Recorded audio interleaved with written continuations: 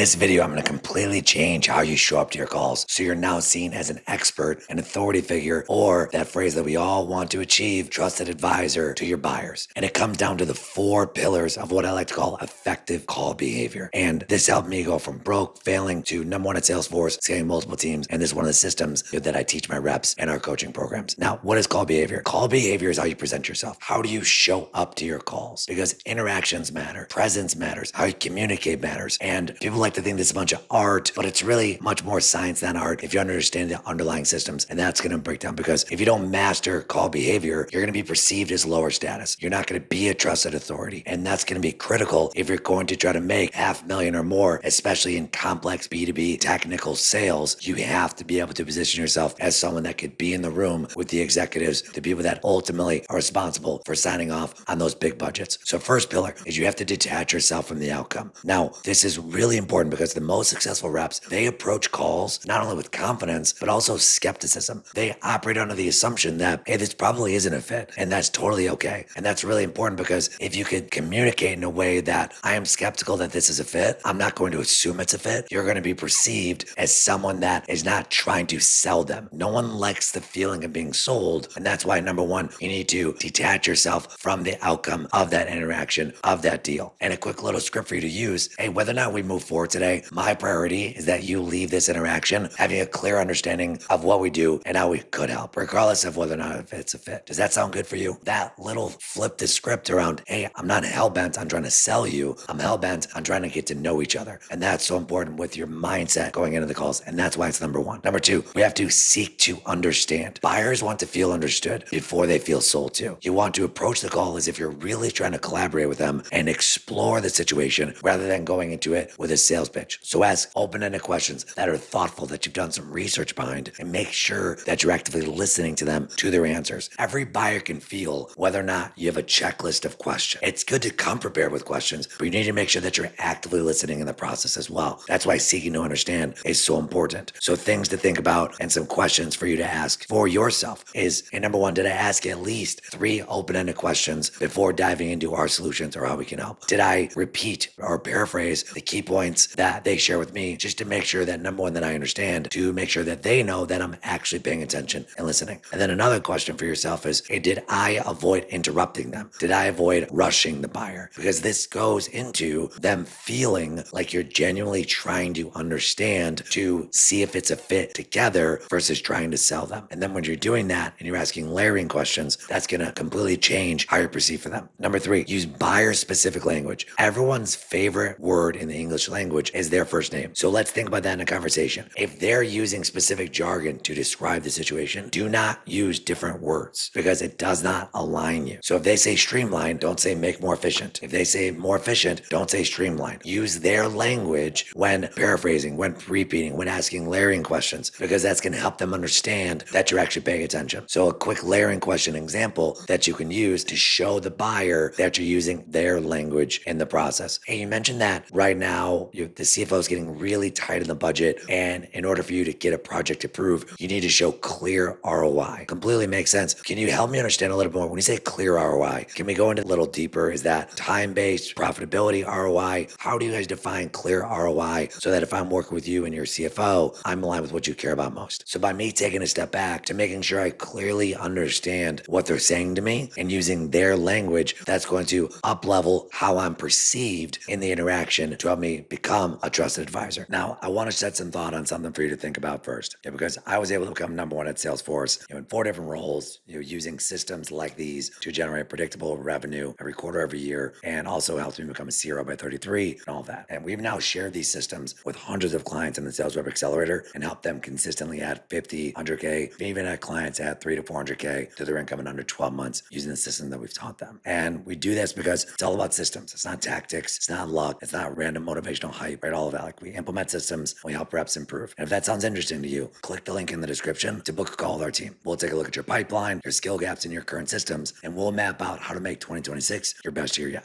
Number 4, I want you to master your tone and communication cadence. So how you say something oftentimes matters more than what you actually say. So I'll give you an example. I didn't do it versus I didn't do that. Think about how you perceive those two different statements. Same word said very differently. That's what I want you to think about when you're communicating with your buyers. I want you to be matching their pace. If they're from, let's say, New York, they might talk with a faster communication just like this. Or maybe if they're from the South, commonly when I'm speaking to people that are from the South, they communicate a little more slowly, and neither is wrong. But if they're communicating at a slower cadence and you're talking like this through the interaction, you're asking questions like this, blah, blah, blah, blah, you're not aligned. And if there's an unspoken friction or tension that's in the air because you're communicating in a different rhythm, okay? So match their pace. Number 2, pause for impact. After asking a question or making a key point, pause to give the buyer time to process. And the more comfortable you can get with the pause, the more effective you will be. See that pause? That probably didn't feel awkward to you as the watcher of this video, but for many sellers, if they just sit in silence for a couple seconds, it feels like an eternity to them. But the more comfortable you can get with sitting in silence after you make a key point or ask a question, it's really going to help you really establish yourself as someone who's fully locked in and present. And number 3, avoid overloading. So we want to master communication cadence. We want to pause for effect, but then we also want to not overload them. Keep your answers concise. Don't ask 3 to 5 questions at once. I'll give you an example of a common mistake I see reps make. They'll say, hey, help me understand what that looks like, just so I could better describe that. And when you dig into that, how does that compare to all the other priorities you have going on today? So those are 2 or 3, almost 3 different, completely different dialogue conversations we could be having. Trim it down, make it easier for them to answer. And that's going to make you perceived as someone who's much more deliberate and much more intentional with how you communicate in your conversations. Make sure you're not going off on tangents, making sure you're staying on topic. And if they go off on tangents, make sure you're the one to help reel them back in. You're not being rude. You're just helping this be more productive. A quick little pro tip on your meetings, talk time is a great metric to look at. There's probably a good chance if you're watching this, you may have a call listening or call recording tool, and they commonly look at talk time ratios. Look at that, because that's also going to help you get a sense of, are you listening to them? Or are you speaking more? Or these things can help you. A couple common mistakes to avoid to help you really start to master this. Number 1 is talking too much. Like I said, talk time. Buyers should be talking 60 to 70% of the time. Number 2, ignoring nonverbal cues. If their body language is like this and they're talking like this, that's very different than my body language like this and I'm talking like this. Very different energy, very different tone. Pick up on different things. And then number 3, using jargon that is not going to make sense to them. Again, we want to use their language. So these are things that I want you to think about to help you really master your communication, your tonality, your execution of elevating your status as someone who's not just a sales rep trying to sell them, but someone who's truly trying to become a trusted advisor to help their business move forward. So I hope that was helpful. Implement this, and I wish you the best.